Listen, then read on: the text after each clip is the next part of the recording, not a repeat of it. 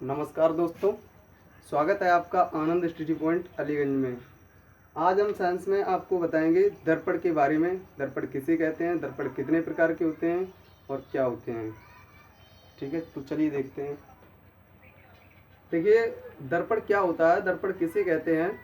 दर्पण जो है यानी कांच का टुकड़ा होता है जिसकी एक सतह को पॉलिश कर दिया जाता है और दूसरी सतह को परावर्तक तल बना दिया जाता है, जिससे प्रकाश की किरणें आती हैं और उसको वह जो परावर्तक तल होता है वो परावर्तित कर देता है प्रकाश की किरणों को। इस प्रकार दर्पण जो होते हैं वो तीन प्रकार के होते हैं। तीन प्रकार कौन कौन से?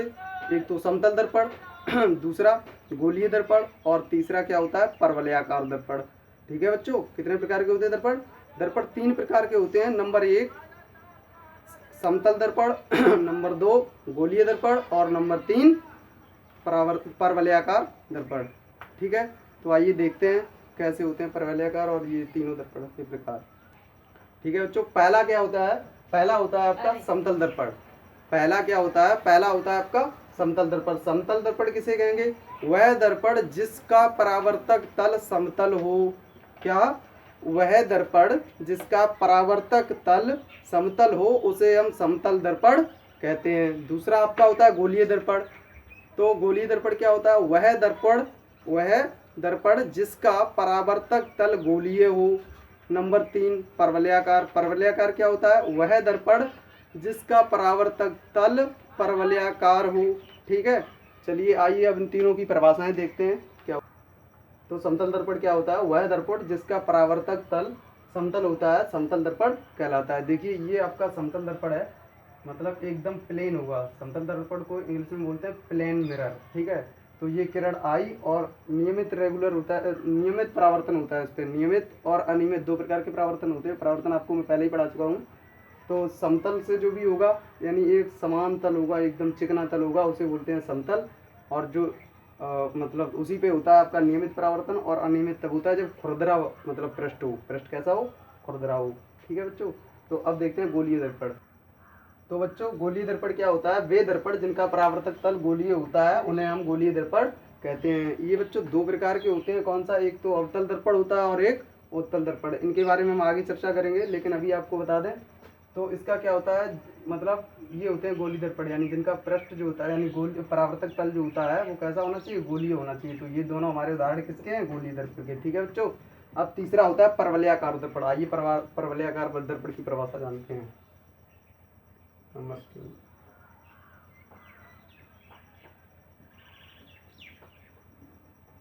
परवलयाकार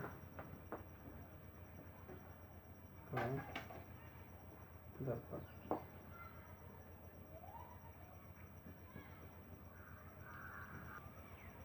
ठीक है बच्चों, देखिए तीसरा होता है परवलयाकार दर्पण। तो परवलयाकार दर्पण क्या होता है? वह दर्पण जिसका परावर्तक तल परवलयाकार होता है उसे हम क्या बोलते हैं?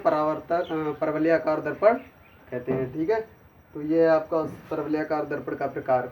ठीक है, अब हम जानेंगे गोलीय दर्पण के बारे में, जिससे आपको संबंधित जानकारियाँ देनी है मुझे, क्योंकि वही आता है आपके एग्जाम में 10th और 12th में।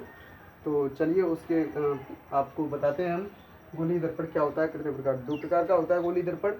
नंबर 1 अवतल दर्पण और नंबर 2 अवतल और उत्तल। ठीक है, चलिए आइए देखते हैं इनके बारे में।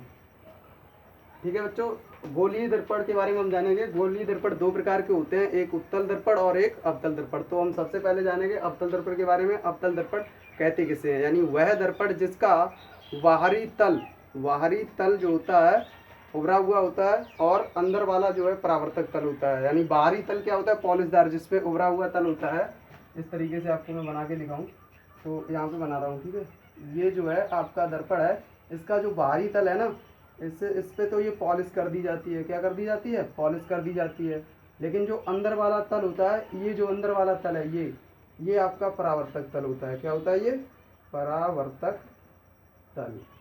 ठीक है, और जो उत्तल दर्पण होता है उसका जो बाहरी तल होता है उसे परावर्तक तल बनाते हैं और अंदर की ओर क्या करते हैं? पॉलिश कर दी जाती है। ठीक है, तो आइए इनकी परिभाषा जानते हैं। ठीक है बच्चों, देखिए अवतल दर्पण क्या होता है? वह गोलीय दर्पण जिसका उभरा हुआ तल जो होता है पॉलिशदार होता है तथा इसका जो दबा हुआ भाग होता है वो परावर्तक तल होता है।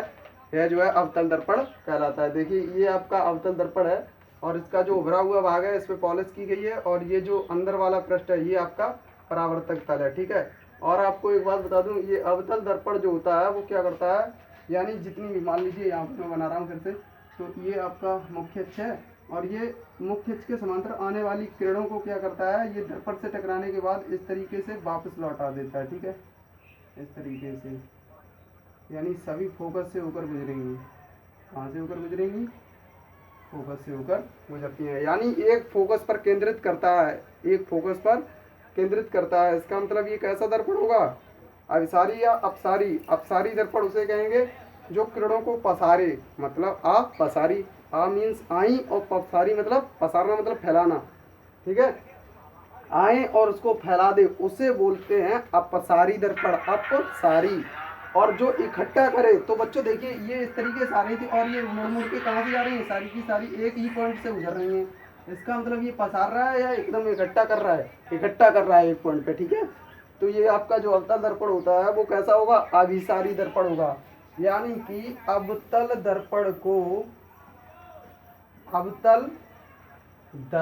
को अभिसारी दर्पण भी कहते हैं, अभिसारी दर्पण भी कहते हैं। ठीक है बच्चों। अच्छा, अब जानेंगे हम उत्तल दर्पण के बारे में। तो देखिए उत्तल दर्पण नंबर 2 भाग है जो उसका गोलीय दर्पण का, उत्तल दर्पण।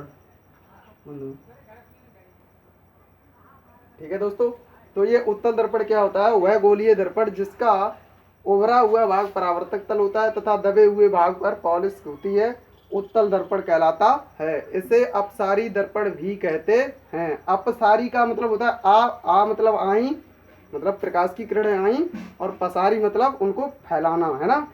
पसारना का मतलब क्या होता है, फैलाना। ठीक है, थोड़ी सी ट्रिक है, आराम से आप समझ सकते हैं इसको। मतलब अभिसारी उसे कहेंगे कि किरणें आए और उनको क्या करे, एक ही बिंदु पर कन्वर्ज कर दे। ठीक है, एक ही बिंदु पर एकत्रित करे, एकत्रित एक जगह करे, उसे कहेंगे अभिसारी। और मतलब उन्हें फैलाए, उसे कहेंगे अपसारी। ठीक है, तो ये देखिए आपको मैं इसका फिगर दिखा रहा हूँ बना के। ये मान लीजिए इस तरीके से, थोड़ा देखिए, ये आपका बना हुआ है दर्पण। ठीक है बच्चों, और इसका इस तरीके से ये मुख्य अक्ष है।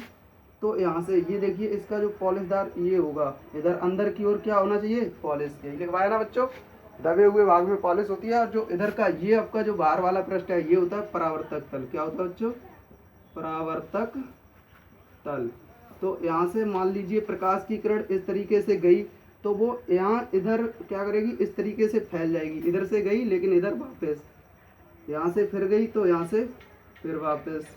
ठीक है बच्चों, इधर से गई तो यहाँ से फिर से वापस, और इधर से जाएगी वो, इधर से फिर से वापस। लेकिन अगर हम इमेजिन करें, यानी मान लीजिए इसका जो सेंटर ऑफ कर्वेचर यहाँ पर होगा, इसका फोकस यहाँ पर होगा, और यहाँ मुख्य अक्ष होगा, मतलब ध्रुव होगा, पोल।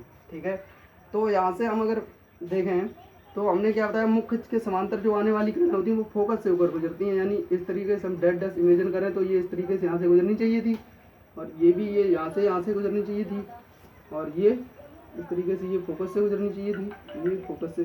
तो हमें क्या प्रतीत हो रहा है कि यानी फोकस से ये जो किरणें जा रही हैं वो क्या होती हैं, फैलती रही हैं, ऐसा महसूस हो रहा है हमें।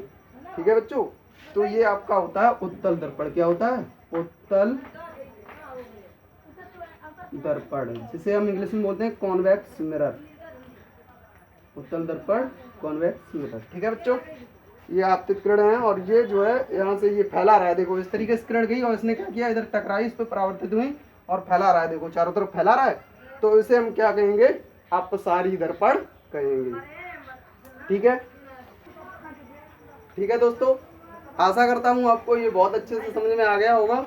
और आज के लिए इतना ही। कल मैं आपको इसके जो अभी इससे संबंधित कुछ परिभाषाएं, जैसे वक्रता केंद्र, मुख्य अक्ष और ये फोकस दूरी, तो इनके बारे में कल ये परिभाषाएं बताऊंगा। और समय जितना ज़्यादा बचेगा उसमें हम आपको इमेज फॉर्मेशन बताएंगे, यानी कि दर्पण द्वारा जो प्रतिबिंब बनता है वो किस तरीके से बनता है। ठीक है बच्चों, तो आज के लिए इतना ही। और जो भी बच्चे हमारे चैनल पर नए हैं वो हमारे चैनल को सब्सक्राइब करें, वीडियो को लाइक करें और अपने दोस्तों को ज़्यादा से ज़्यादा शेयर करें। Thank you.